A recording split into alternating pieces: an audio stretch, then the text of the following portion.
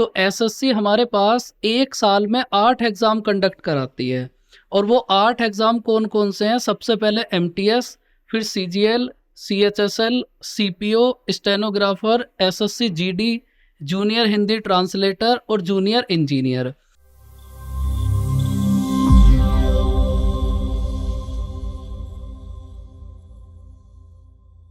Hello everyone, welcome to our talk show. This side Payal from Tutors Academy. आज के हमारे talk show में mister Mohit sir.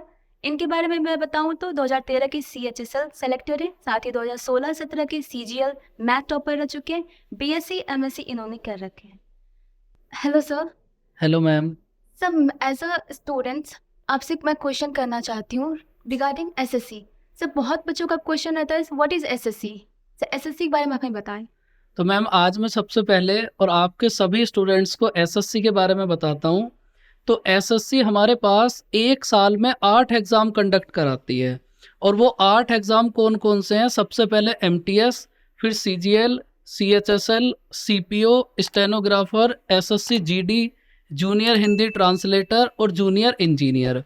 ये 8 exam के लिए एक साल में एसएससी एग्ज़ाम कराती है। मतलब हर साल एसएससी को ये 8 एग्ज़ाम कराने होते हैं।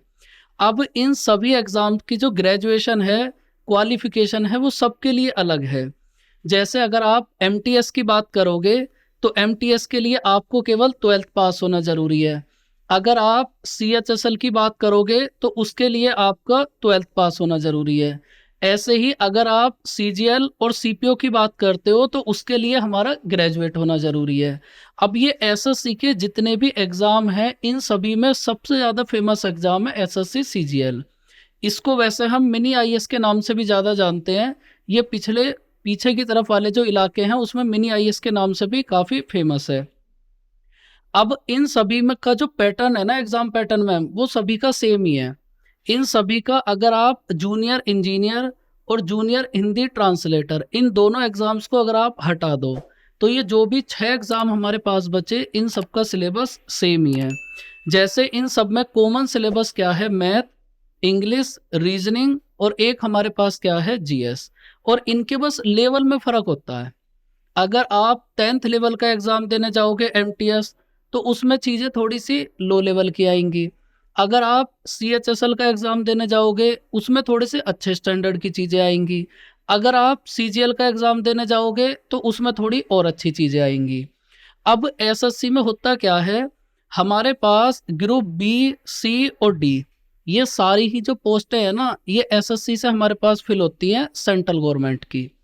अब इसमें 2 पोस्ट ऐसी हैं जिनसे डायरेक्ट आप गजिस्ट्रेड ऑफिसर सेलेक्ट होते हो, असिस्टेंट ऑडिट ऑफिसर और असिस्टेंट अकाउंट ऑफिसर। ये 2 पोस्ट ऐसी हैं 4600 पे ग्रेड, जिनसे आप डायरेक्ट गजिस्ट्रेड ऑफिसर बनोगे, लेवल 8 की जॉब, लेवल 8 की जॉब। और उसके बाद जैसे ही आप लेवल 7 पे आओगे तो ग्रुप बी में हमारे पास आ जाएगा income tax inspector, excise inspector. तो कुल मिला के जितनी भी हमारे पास ये सेंट्रल गवर्नमेंट के डिपार्टमेंट हैं, उन सभी में ग्रुप बी, सी की जो वैकेंसी फिल होती हैं, बेसिकली वो हमारे पास एसएससी से फिल होती है। और इनमें 2 पोस्ट ऐसी हैं जो लेवल ए पे भी जाती हैं, जो भी मैंने आपको बताया है, gazetted officer, assistant account officer, assistant audit officer.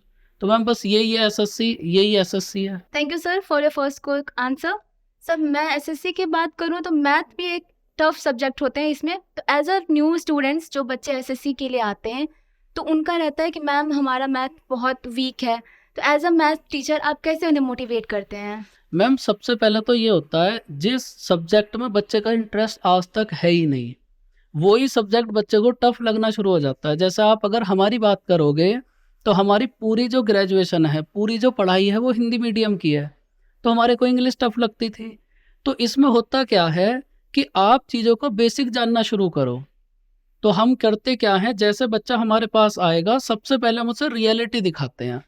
क्योंकि कुछ बच्चों के साथ दिक्कत क्या है, वो सीधा यूट्यूब से देख के आएंगे कि 30 दिन में एग्ज़ाम कैसे पास करें, और फिर उन्हें ऐसा लगता है कि 10 दिन में हमारे पास मैथ कंप्लीट। तो सबसे पहले तो शुरुआत में उन्हें यही समझाना होता है कि ऐसे नहीं होता।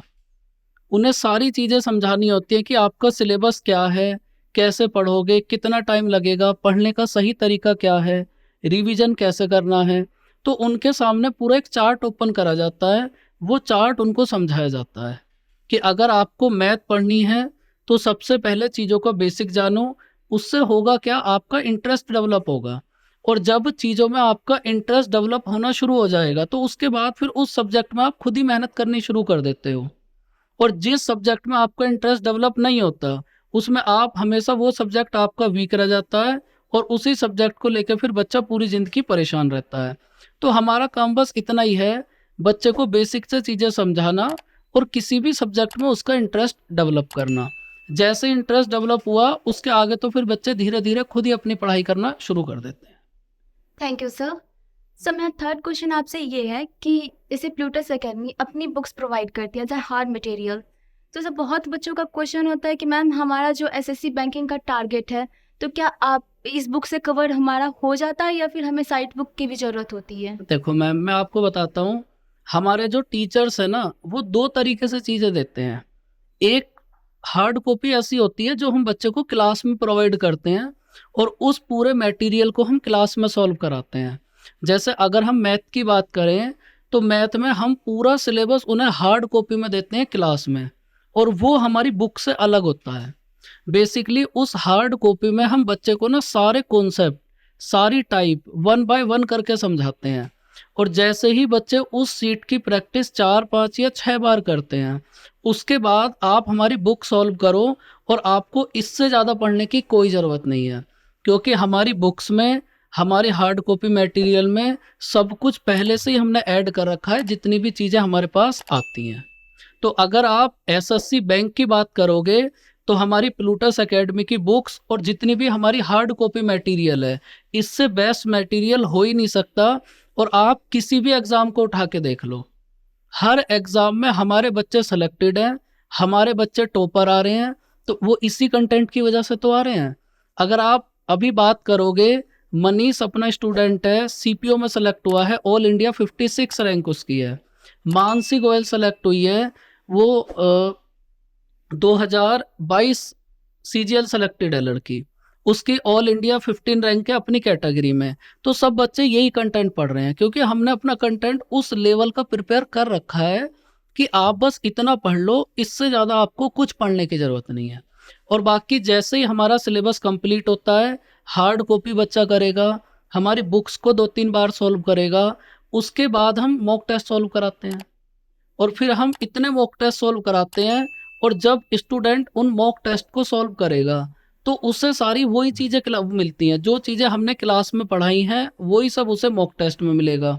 तो फिर बच्चों के लिए वहाँ से चीज़ें कनेक्ट करनी आसान हो जाती हैं। तो हमारा मटेरियल इनफ है, उससे ज़्यादा करने की कोई ज़रूरत नहीं। Thank you sir. सर तो आप हमारे बच्चे को ये भी बता दीजिए आपके अपकमिंग बैचेस, ताकि वो अपने जो भी इनके डाउट्स थे सभी क्लियर हो गए हैं तो आपके बैचेस को ज्वाइन कर सकें। हाँ मैम, हमारा अप्रैल के फर्स्ट वीक में बैच आएगा जिसके डेमो होंगे 1 और 2 तारीख में, और हमारा प्रॉपर बैच स्टार्ट हो जाएगा 3 तारीख से। तो अप्रैल के फर्स्ट वीक में हमारा बैच आएगा। Thank you sir, thank you for your precious time. Thank you ma'am. Thank you students for watching, for your giving time. Please like, subscribe our channel. If you have any query, you have to visit on our Plutus Academy website. We are here to deal your all queries. Thank you for watching.